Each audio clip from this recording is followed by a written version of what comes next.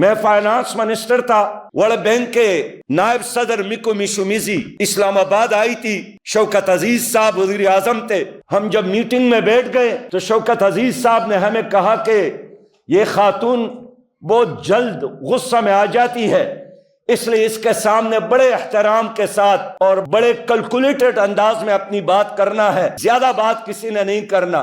جب وہ بات کر رہے تھے تو مغرب کی آذان کا وقت ہو گیا، تو جب آذان ہو گئی، شوکت عزیز صاحب وزیر اعظم تھے، ہمارے وزیر اعلیٰ صاحب بھی تھے، باقی صوبوں کے وزرائے اعلیٰ بھی تھے، تو اذان تو گزر گئی۔ ہم شوکت عزیز صاحب کی طرف دیکھتے تھے کہ وہ ابھی کوئی اشارہ کرے گا کہ وقفہ ہو جائے، نماز کا وقت ہو گیا۔ تو جب 5-10 منٹ گزر گئے تو اس خاتون نے پوچھا کہ کیا آواز آپ لوگوں نے سنی؟ شوکت عزیز نے کہا کہ یہ تو آذان کی آواز ہے۔ انہوں نے کہا آذان کیا ہوتی ہے؟ انہوں نے کہا یہ اللہ کی طرف سے حکم ہے کہ آپ نماز کے لیے آ جاؤ۔ تو پھر اس خاتون نے کہا کہ آپ کیوں نہیں گئے؟ کہا کہ تمہارا مسئلہ یہی ہے کہ جس دین پر آپ ایمان اور اس دین کے ساتھ آپ محبت کے اظہار کرتے ہو اس پر عمل نہیں کرتے ہو۔